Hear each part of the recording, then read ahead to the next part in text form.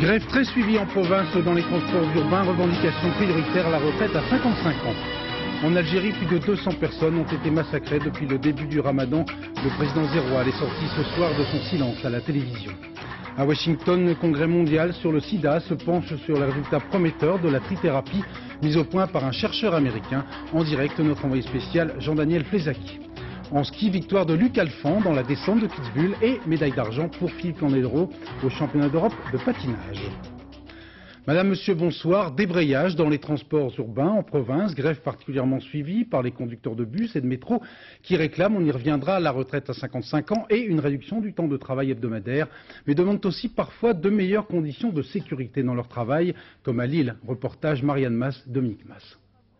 Plus aucun tramway entre Lille, Roubaix et Tourcoing. Avant la journée de grève d'aujourd'hui, les conducteurs avaient cessé le travail dès hier pour protester contre l'agression de l'un des leurs.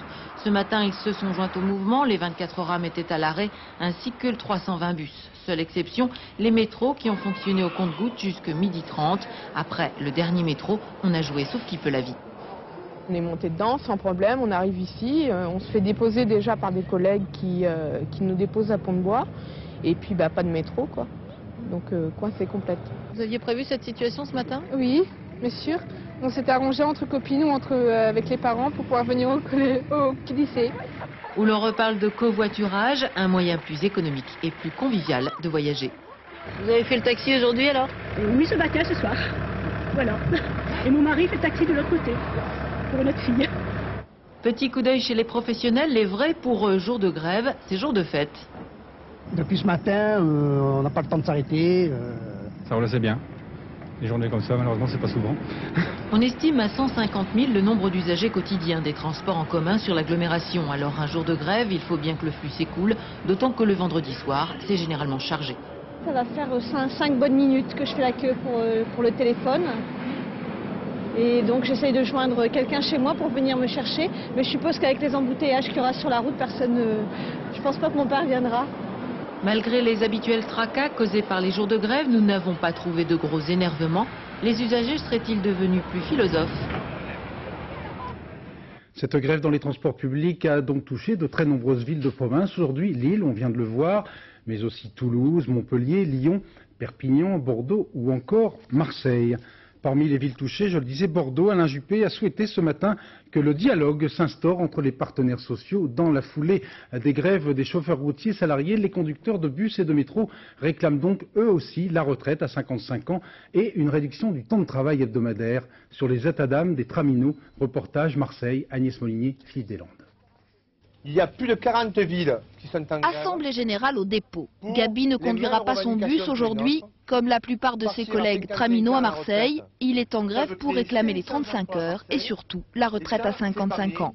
Comme dans 3 mois j'attends un heureux événement dans ma fille qu'elle va accoucher, d'une petite fille ou d'un petit garçon, et bien ça sera ma joie de vivre pour ma retraite. Une retraite qu'il ne pourra prendre que dans 2 ans et demi. En attendant, il conduit chaque jour un bus dans les rues de Marseille. Le plus dur pour lui, les horaires. Cette semaine, par exemple, il était mobilisé de 7 h du matin à 7 h du soir, avec 2 pauses par jour. Des fois c'est 2 heures, 2 heures et demie des fois. On arrive jusqu'à 2 heures et demie d'attente et c'est une perte de temps, je veux dire. Et un bus qui n'est pas payé. Gabi gagne 8 500 francs par mois. Ça fait 18 ans qu'il est traminot à Marseille. Il vit dans un F3 qu'il vient juste de finir de payer. Il sait qu'il n'aura pas une grosse retraite, mais pense que son départ peut servir aux jeunes. Je me languis maintenant, et puis c'est devenu un petit Papa Noël pour nous, quoi. Je veux dire, on se languit quand il y a quelque chose au bout et quand on pense que ça va remplacer, il va y avoir encore une fois, je reviens encore sur cette jeunesse qui attend derrière nous. Il y a des jeunes en pagaille, la régie elle-même, elle a dit nous avons des dossiers comme ça. Il y a des jeunes qui attendent devant la porte, et moi je dis, ben, allons-y. Aujourd'hui, Gabi n'a même pas regardé sa feuille de route. Son bus de la ligne 31 n'est pas sorti. Pour se faire entendre, lui et ses collègues ont privé les Marseillais de transport en commun. Plus de 2000 chercheurs réunis à Washington font le point durant 4 jours sur l'état des progrès dans la lutte contre le sida. Devant les congressistes, David O, un chercheur américain qui expérimente actuellement une thérapie à base de cocktails d'antiprotéase, a fait le point de cette thérapie, semble-t-il fort prometteuse. Précision, Gilles Marinet. C'est l'homme qui a fait renaître l'espoir. David O, pionnier de la trithérapie, ce traitement qui combat efficacement le sida, cela valait bien d'être élu homme de l'année par l'hebdomadaire américain Times. Aujourd'hui, ce chercheur affirme qu'en frappant le virus le plus tôt possible après contamination, on peut multiplier l'efficacité de la trithérapie. Depuis 1 an et demi, son équipe suit une vingtaine de malades placés sous traitement dès les premières semaines qui ont suivi leur contamination. Or, chez tous ces volontaires, le virus semble avoir disparu. Aucune trace dans le sang, le sperme ou les ganglions. Mais il pourrait aussi fort bien s'être réfugié dans certaines zones, dont le cerveau, attendant son heure. Pour le vérifier, les patients seront donc invités dans 6 mois à cesser leur traitement. On verra alors si le sida revient à la charge. Mais combien d'années, combien de temps faudra-t-il attendre pour crier victoire? Cela, personne ne le dit, personne ne peut le dire, pas même le très prudent Dr O, qui, comme ses collègues, se refuse à prononcer ce simple mot, guérison. Nous trouvons en direct de Washington notre envoyé spécial, Jean-Daniel Flezaquier, l'un des rares journalistes à avoir le privilège d'assister à ce congrès mondial sur le sida. Jean-Daniel, bonsoir. Est-ce qu'avec cette trithérapie, le virus est définitivement éradiqué, comme on dit, ou simplement indécelable? Non, je crois qu'il faut vraiment faire très attention. C'est vrai que le travail présenté par David O et présenté par une équipe genevoise est un travail extrêmement prometteur, mais le virus pour l'instant est non détectable et je crois que la nuance est très importante. On ne le détecte plus avec les moyens dont on dispose actuellement, les tests, les différentes manipulations chimiques, on ne peut plus le détecter. Pour dire qu'il a disparu pour autant, c'est absolument impossible. La seule chose que l'on puisse imaginer pour vérifier qu'il est disparu, c'est dans 1 an environ arrêter tout traitement chez ces 20 volontaires. Et d'après les estimations des scientifiques de l'équipe de David O, en 3 ans, leur organisme devrait, si le traitement est efficace, être débarrassé des virus et des cellules infectées. Mais pour l'instant, tout le monde est très prudent et surtout David O vient de reculer encore la date à laquelle il pense arrêter le traitement. Personne ne parle de disparition du virus. Pour l'instant, on constate simplement que ça va beaucoup mieux. En tout cas, Jean-Daniel, les promesses de cette trithérapie montrent l'intérêt de la précocité du dépistage du sida. Mais oui, parce qu'il faut le dire, et Gilles Marinet le précisait bien, ce sont des personnes qui ont été prises en charge moins de 90 jours après être devenues séropositives. C'est-à-dire qu'il faut taper très fort, les traitements sont très lourds, et souvent très inconfortables, très fort avant que le virus n'ait eu le temps de se modifier. Pour vous donner une idée, on fabrique, quand on est infecté par le virus du sida, 10 milliards d'exemplaires de ce virus par jour, et 10 millions de ces virus commencent déjà à muter, à changer de forme, à devenir résistants au traitement. Il faut donc taper très vite avant que ces virus n'aient le temps de changer d'aspect. C'est pour cela que les spécialistes ici ne parlent pas de dépistage obligatoire, tout le monde sait que c'est inefficace et inutile, mais qu'ils conseillent vivement à toutes les personnes qui peuvent par exemple avoir eu un rapport sexuel qu'on juge suspect, qui peuvent avoir eu peur d'avoir été contaminés après un rapport sexuel douteux, de se faire dépister le plus vite possible. Plus on dépistera tôt, plus on mettra en œuvre tôt la trithérapie, et plus, peut-être, un jour, on pourra éventuellement parler de guérison. Merci Jean-Daniel Flezaquier. Rappelons que beaucoup de pays du tiers-monde ne bénéficient pas de ces avancées médicales. Actuellement, on estime à 8500 le nombre de personnes infectées chaque jour sur la planète par le virus du sida. En Grande-Bretagne, un lait en poudre pour bébés fabriqué par une filiale française d'une société hollandaise a été retiré de la vente à la demande des autorités britanniques. Une dizaine de bébés ayant développé une salmonellose, des nouveau-nés actuellement hors de danger, il faut le préciser. À Londres pour France 2, Étienne Lénart. L'ordre a été donné en début de matinée. Toutes les boîtes de lait en poudre de marque Millumil ont disparu des rayons dans les pharmacies, les magasins et les supermarchés de Grande-Bretagne et d'Irlande. La raison, cette poudre de lait pourrait être à l'origine de la contamination à la salmonelle de 10 bébés depuis le mois d'octobre dernier dans différentes régions du Royaume-Uni. Sur les 12 bébés atteints de salmonellose depuis l'automne, 10 ont consommé ce lait en poudre. Il est donc fort probable qu'il soit à l'origine de la contamination. C'est donc par mesure de précaution que la vente du Millumil a été interdite. Ce produit est fabriqué en France. Sur toute la chaîne de production, des analyses vont être effectuées pour tenter de déceler des traces de salmonelle. La direction du groupe Millupar refusant pour l'instant d'incriminer les uns ou les autres, mais se réservant le droit de transférer dans d'autres usines la production du lait en poudre. Les premières informations qui me sont parvenues de France aujourd'hui indiquent qu'aucune trace de salmonelle n'a été détectée sur place. Dire aujourd'hui c'est l'usine française qui est responsable est tout à fait prématuré. Les responsables de l'usine basée à Colmar, en Alsace, confirment ce soir que le mille est exclusivement destiné au marché britannique et irlandais. Mais ils confirment aussi que l'usine fabrique et commercialise des poudres de lait à destination de la France et de la Belgique, assurant toutefois qu'en aucun cas, ces produits-là n'ont pu être contaminés. À Colmar, précisément, les responsables de cette société, Milupa, estiment que les autorités britanniques ont réagi beaucoup trop vivement, faisant une association rapide sur la base de simples présomptions entre la consommation de ce lait en poudre et une infection de salmonellose. Nouveau massacre aux portes d'Alger où 15 civils, dont 10 femmes et un enfant de 2 ans, ont été égorgés et mutilés dans une ferme. Et c'est dans ce contexte tout à fait dramatique que le président algérien s'est décidé à sortir de son silence sous la pression de la presse, mais aussi de l'opposition. Le président algérien s'exprime actuellement sur les ondes de la télévision algérienne.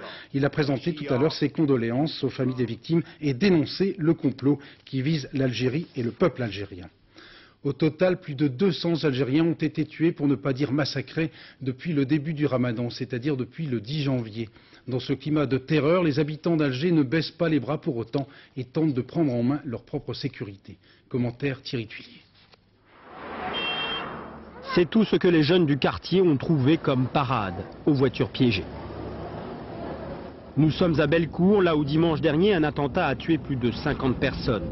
La surveillance de la circulation et du stationnement par chaque habitant, c'est une première à Alger. Tout Bellecour s'y est mis, lassé d'attendre son salut des forces de l'ordre. Le peuple en a assez de tout ce qui se passe. On a été touché ici. On a eu l'idée de faire cela pour que personne ne stationne. On ne laisse aucune voiture stationnée. Ce commerçant nous dit que c'est du volontariat. Les gens assurent la sécurité, la leur et celle de leurs voisins. Obstacle de fortune qui ne rassure pas complètement. Le boulanger du quartier est sceptique. Je me sens démoralisé. Qu'est-ce que vous voulez? Vous voulez dire aux gens de ne pas stationner? Ce n'est pas possible. Malgré le ras-le-bol, il faut bien continuer. Le cordonnier a retapé ce qui reste de sa boutique, c'est du provisoire, mais c'est déjà ça. On a réussi à le retaper. Et puis il a déjà démarré, ça fait une affaire de juste après l'attentat. Le lendemain? Le lendemain de l'attentat, il a démarré. Parfois, les poseurs de bombes atteignent leur objectif. Tout près de ce manège, une voiture piégée a explosé. L'endroit est désormais déserté. Moi, je pensais que tout était rentré dans l'ordre. Donc là, je vois qu'il n'y a rien. La population a beau résister, le bain de sang de cette semaine a plongé Alger dans la peur du prochain attentat. À Bangui, les soldats de l'armée centrafricaine mutinés depuis maintenant plus de 2 mois ont solennellement mis fin à leur mouvement aujourd'hui en signant une déclaration appelant à régler autrement que par les armes tout conflit ou désaccord futur. Au Zaïre, la reprise des combats se confirme notamment dans la région de Kisangani où l'armée régulière zaïroise, encadrée, dit-on, selon certaines informations, par des mercenaires étrangers, a lancé une opération de reconquête des territoires abandonnés ces tout derniers mois aux rebelles Tutsis, pris littéralement entre deux feux, des milliers de réfugiés rwandais. Reportage de nos envoyés spéciaux, Philippe Rochaud, Jean-François Renou.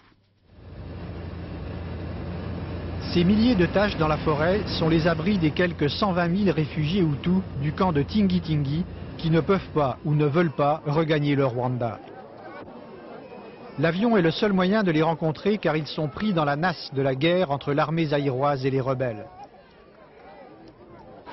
La famine gagne chaque jour du terrain, 500 morts en 2 mois, dont la moitié sont des enfants de moins de 5 ans.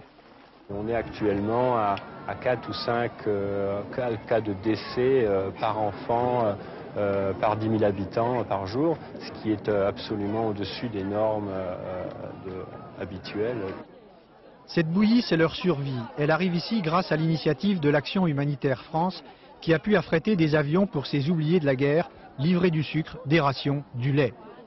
Car le reste du monde ne bouge guère pour ces derniers réfugiés rwandais du Zaïre. 105 sont à nouveau victimes du choléra à Tingi-Tingi. Alors si ces malades devaient à nouveau marcher pour fuir les combats, ils ne le pourraient pas.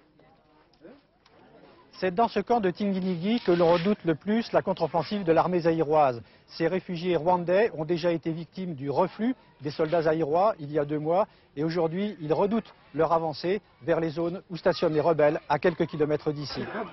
Mais les rebelles du Zaïre soutenus par le Rwanda poussent les réfugiés Hutus à rentrer au pays car ils veulent briser ce foyer de résistance que représentent les camps mais aussi régler les comptes d'un génocide qui a fait 500 000 morts. Les gens espèrent rentrer en toute dignité. Donc l'entrée dans le pays natal dans de bonnes conditions. Et là, les conditions ne sont pas bonnes pour vous? Bon, les conditions vraiment, ils ne sont pas bonnes. D'après les informations qu'on reçoit, même ce qui se passe au pays, des enlèvements cachés, tout ça, les conditions ne sont pas réunies. Alors personne ici ne prendra la route sans l'aide et le feu vert des organisations humanitaires. La peur les fait rester au Zaïre, mais les Zaïrois n'en veulent plus, car ils sont, disent-ils, la source de tous les malheurs du pays. Nous commençons à crever de faim à cause de ces gens-là. Ils doivent rembourser le chemin. Vous voulez qu'ils rentrent chez eux? Je veux bien qu'ils rentrent chez eux, qu'ils nous laissent la paix. Alors les Zaïrois veulent limiter l'action des humanitaires pour éviter que les réfugiés rwandais ne s'installent. La contre-offensive de l'armée zaïroise est pour eux une nouvelle menace. Quand ils voient s'envoler l'avion qui leur a porté secours, ils pensent toujours que ce sera le dernier. En Russie, nouvelle annulation du sommet de la CEI qui devait réunir les dirigeants des États de l'ex-URSS, une annulation qui relance les spéculations sur l'état de santé réel de Boris Eltsine. La rencontre au sommet avec Jacques Chirac, toujours prévue officiellement pour le 2 février, semble elle aussi compromise. À Belgrade, 67e jour de mobilisation de l'opposition serbe pour faire reconnaître totalement ses droits par le pouvoir sur sa victoire municipale de novembre dernier. Nouveau défilé haut en couleur aujourd'hui, vous le voyez dans les rues de la capitale de Serbie, avec également à noter des incidents violents dans une petite ville de province où la police anti-émeute a occupé un moment les bâtiments de la radio-télévision. En France, confirmation de l'INSEE, les prix de détail ont augmenté de 0,2% en décembre, soit une inflation globale de 1,7% pour l'année 96 contre 2,1% en 95. Au Crédit foncier de France, le personnel, sur proposition de l'intersyndicale, a décidé de poursuivre l'occupation du siège de cet établissement bancaire jusqu'au moins lundi, jour où doit se tenir une nouvelle séance de négociation avec le médiateur Philippe Rouvillois. Un incendie d'origine criminelle a en partie détruit le château de Sully à Rosny-sur-Seine dans les Yvelines. Un château du XVIe siècle qui avait été pillé dans les années 80 par son propriétaire, une société japonaise d'investissement. Maryse Burco. Les amateurs d'histoire de l'art en sont ce soir tout retournés. Les flammes ont en partie détruit le château de Sully, chef-d'œuvre de style Louis XIII. Le feu s'est déclaré vers 6 heures ce matin et il aura fallu près de 2 heures à 200 pompiers pour enfin en venir à bout. Les planchers du deuxième et du troisième niveau de l'aile sud sont complètement effondrés. Il y a la moitié de la toiture qui est détruite. Ce sont des destructions assez importantes. Les enquêteurs sont ce soir convaincus d'une seule chose, l'incendie est bien d'origine criminelle. Actes de malveillance commis par des SDF qui squattaient les lieux, gestes d'adolescents en mal de sensations fortes ou pourquoi pas gestes prémédités liés à la fameuse affaire dite des châteaux. Car le château de Sully, que vous voyez là avant l'incendie, appartient depuis 1985 à la société japonaise Nippon Sangyo. Cette société avait promis de le rénover, elle l'a surtout pillé. Le pillage étant en fait la spécialité de ces Japonais. Voyez cette autre acquisition à Louvciennes. Toutes les tapisseries ont été arrachées, les cheminées emportées et vendues au plus offrant au Japon. Ici, c'était toutes des boiseries, avant, initialement. Donc, sans parler de la cheminée, évidemment, et tout le reste, c'était des boiseries partout. Tout a été complètement arraché. L'une des responsables de Nippon Sangyo est poursuivie par la justice française pour escroquerie en bande organisée. Mais nous ne savons pas ce soir si l'incendie du château de Sully est vraiment lié à cette affaire. Rififi au Conseil régional d'Île-de-France, présidé par le RPR Michel Giraud. La discussion du budget 97 a en effet tourné court cet après-midi. Le RPR et l'UDF ont rejoint la gauche pour rejeter la partie recette de leur propre budget, empêchant ainsi le Front National d'arbitrer le débat. Émotion dans l'arrière-pays niçois avec un projet d'autoroute qui risque bien de dénaturer des paysages encore à peu près préservés des ravages du béton, et cela entre Mandelieu et Monaco. Reportage Olivier Théron, Didier Beaumont. Saint-Paul-de-Vence, à une dizaine de kilomètres des plages, est un des sites les plus beaux de la Côte d'Azur. Si le projet d'autoroute A58 entre Mandelieu et Monaco est décidé, voici ce qu'il va se passer. Trafic prévu, 4000 camions jour. les associations de riverains réunies en collectif voient rouge. Ce qui a fait la renommée de la Côte d'Azur, ce qui fait son attrait, ce qui fait que la Côte d'Azur vit, c'est la qualité de ses sites et la qualité de la vie. Détruisant la qualité des sites, détruisant la qualité de la vie, la renommée mondiale de la Côte d'Azur va s'en ressentir. Deux raisons majeures sont pourtant avancées pour construire la 58. D'abord, la 8, l'autoroute existante en bord de mer, pourrait être saturée à l'horizon 2010. Ensuite, ce projet d'une vingtaine de milliards de francs générerait des emplois. Le gouvernement envisage la mise en place d'un projet d'intérêt général pour, dans un premier temps, geler tous les terrains nécessaires à la construction de l'autoroute. Devant la détermination de l'État, les maires concernés se mobilisent. Ils sont majoritairement contre.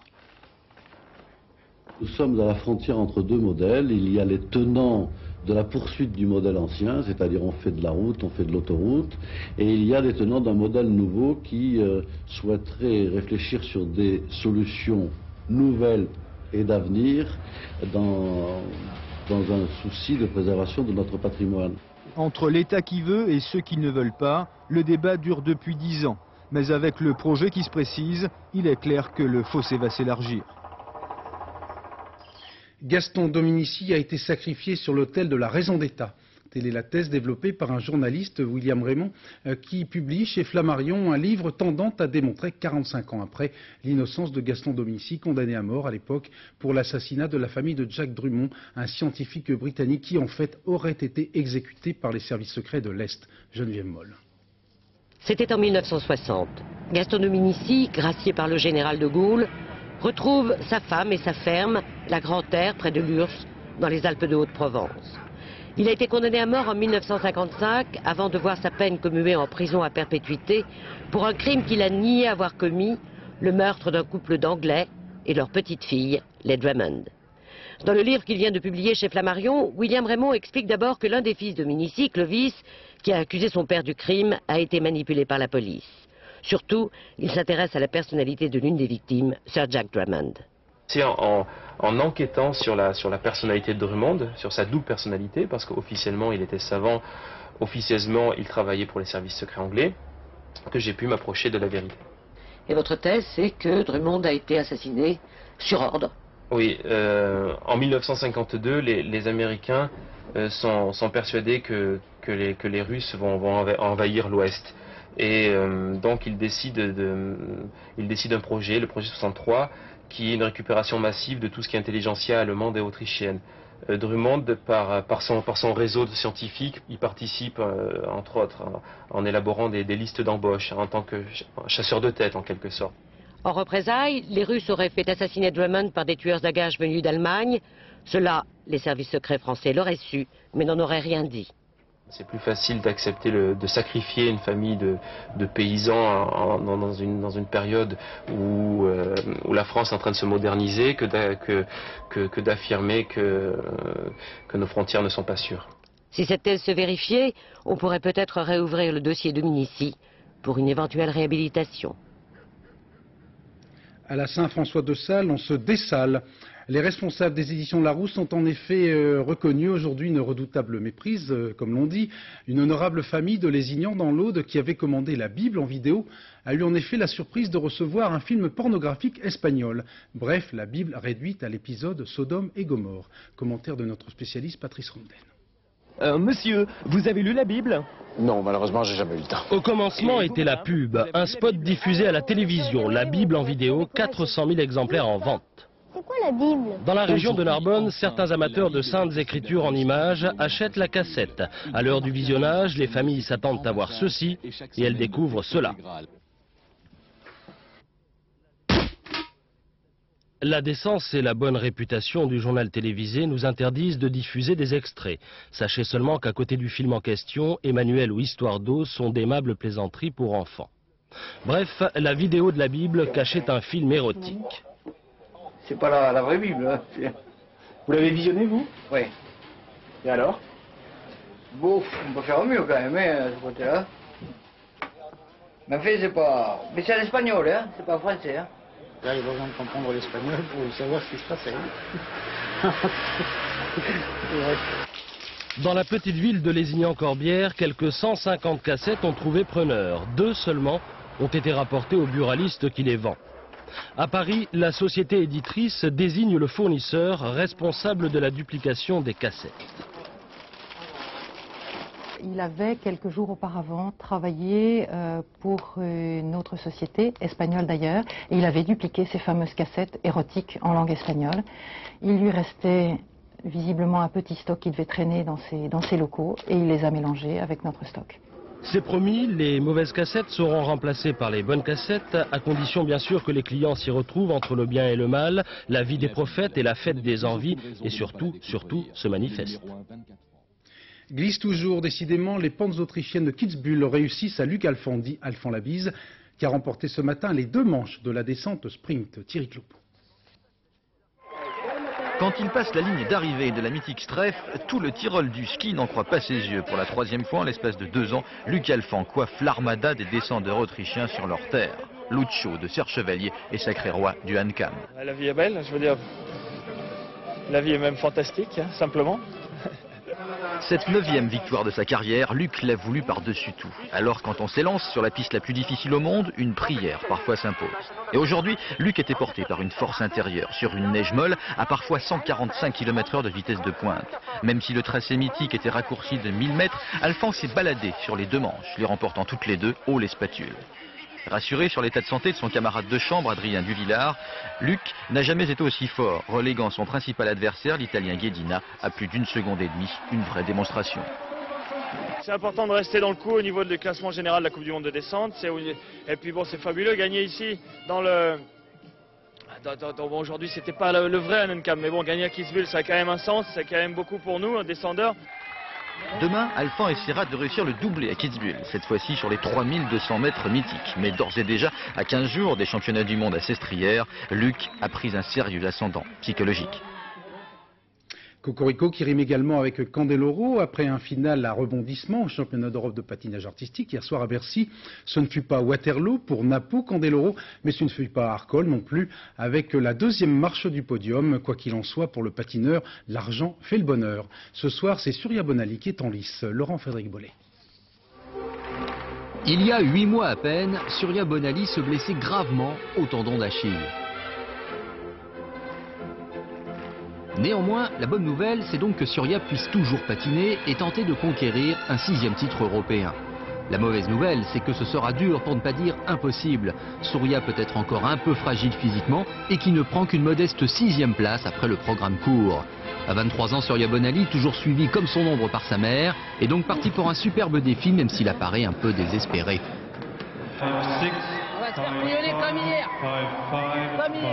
Philippe Candeloro, lui, pensait bien ne recevoir aucune médaille après sa prestation dans le libre. Il était en effet 4e au classement provisoire, mais après le dernier concurrent, les places attribuées en plus des notes par les juges ont finalement fait la différence. Philippe repassant un peu mystérieusement de la 4e à la 2e place.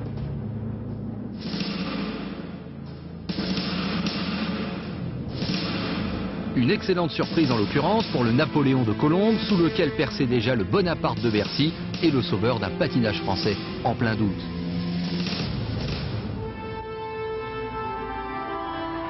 Bref, Candeloro a gagné sa bataille et a réussi à se sauver d'une Bérésina qui lui pendait tout autant au nez que sa médaille d'argent lui pend désormais au cou. France 2, la chaîne du rugby diffusera demain après-midi en direct de Cardiff la finale de la Coupe d'Europe qui opposera Brive à l'équipe anglaise de Leicester, une équipe donnée favorite sur le papier avec dans ses rangs de nombreux professionnels et non des moindres. En compagnie de nos envoyés spéciaux, Christophe Duchiron et Frédéric Basile, portrait d'un demi d'ouverture qui risque de donner pas mal de fil à retordre aux brivistes demain. Quand il était petit, il se voyait bien au footballeur à Liverpool, en idole des foules, en star du ballon rond, avec plein de zéros sur le chèque à la fin du mois. Au lieu de ça, Robert mouille son maillot de rugbyman 6 jours sur 7. Il est professionnel du ballon ovale à Leicester en Angleterre. Professionnel de rugby, ça ne veut pas dire qu'on est riche, ça veut dire qu'on est passionné. Sans pour autant lui faire de peine, considérez que Robert Lillet est un Anglais moyen, enfin pas une vedette je veux dire. À Leicester, Robert joue demi d'ouverture, mais essayez de lui faire parler argent, il se transforme en demi de fermeture. Combien d'argent vous donne le club de Leicester aujourd'hui? je dis pas. Mais c'est pas mal, mais si on fait la comparaison avec les jeux de foot, c'est presque rien, c'est minuscule.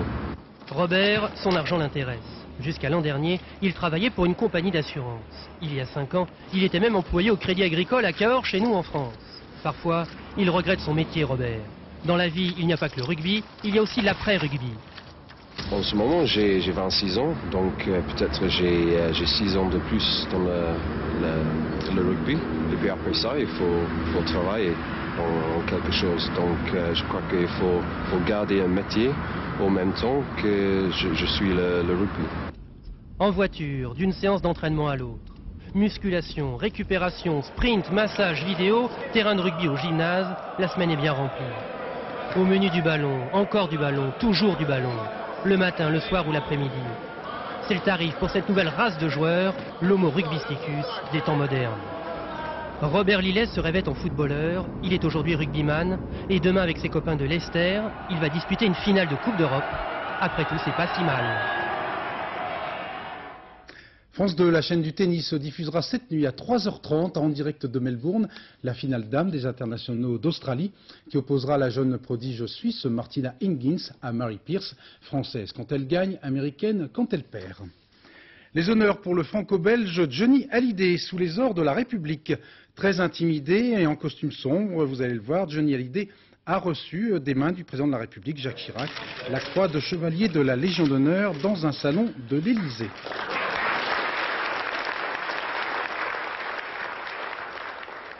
Mon cher Johnny,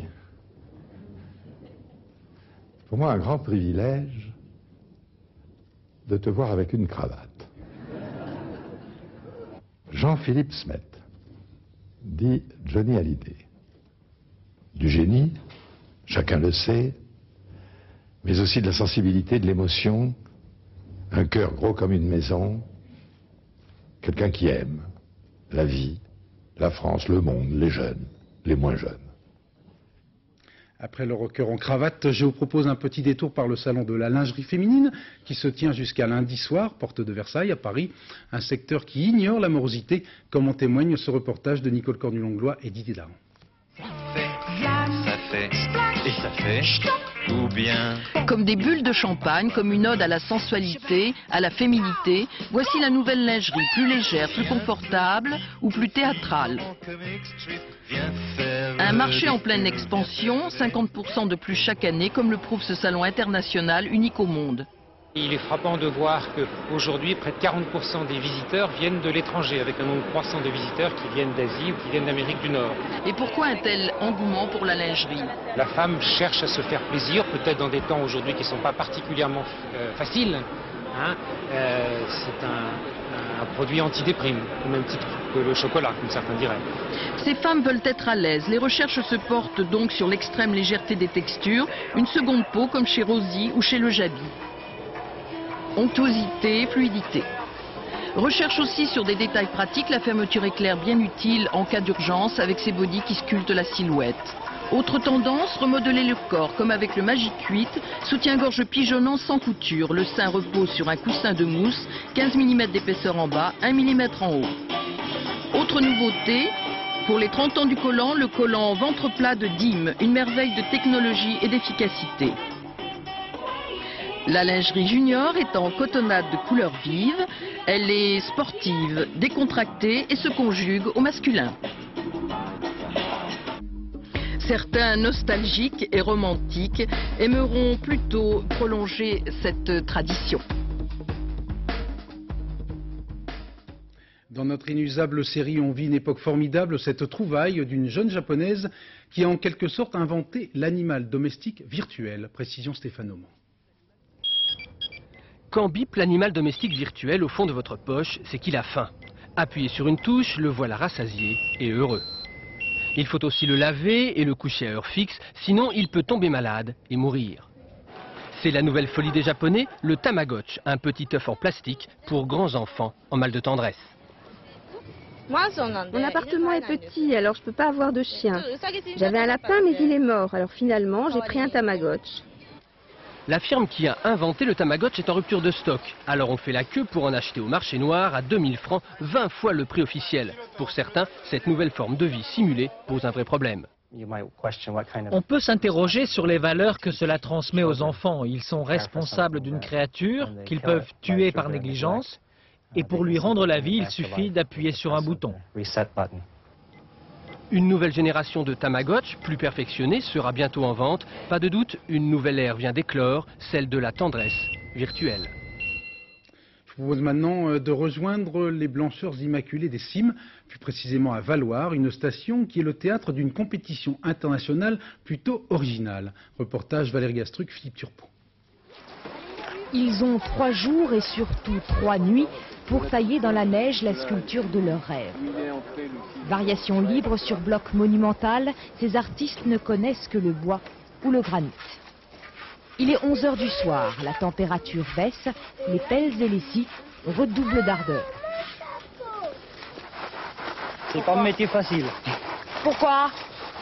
Parce que quand même, on a à faire un bloc qui fait quand même, du coup, que c'est 30 tonnes. On va bouger, on va faire quelque chose avec. Il a fallu aller chercher la neige très haut dans la montagne. Par bloc de 4 mètres sur 3, 160 camions ont déposé en ville 600 mètres cubes de matière blanche. Une compétition en France d'un genre nouveau, idéal pour les stations de ski en mal d'animation. La sculpture sur neige a débuté au Québec dans les années 40. Puis on travaillait, ils travaillaient à moins 30, moins 25 degrés. Ici, la neige s'effrite, difficile de faire dans la dentelle. Il gèle à peine, les 23 artistes en compétition redoutent par-dessus tout le soleil annoncé pour le lendemain. Aujourd'hui, le verdict doit tomber. Un prix du jury, un prix du public et des critères définis avec soin. Il y a de temps en temps des gens qui utilisent en effet le bloc, la masse, la couleur, la lumière de cette neige d'une façon plus amusante que d'autres, c'est certain, et d'autres qui se contentent parfois d'agrandir des petits objets souvenirs un peu dérisoires. Les lauréats ne recevront qu'une coupe en guise de consécration. Les sculptures, elles, ne vivront que le temps d'un matin. Le soleil les aura condamnées à l'éphémère. Après l'Opinion de Culture, vers 23h45, dernier journal en compagnie de Florence Daucher. Demain à 7h, invité de Catherine Sellac pour Thé au Café, Michel Creton. Bon anniversaire à Carole Merle, Michel Serrault, Daniel Auteuil, Georges Hautemer et Edmond Maire. Dans un instant, la météo, Nathalie Rouet et le point route, Valérie Maurice. À demain, 13h et 20h. Excellente soirée, merci.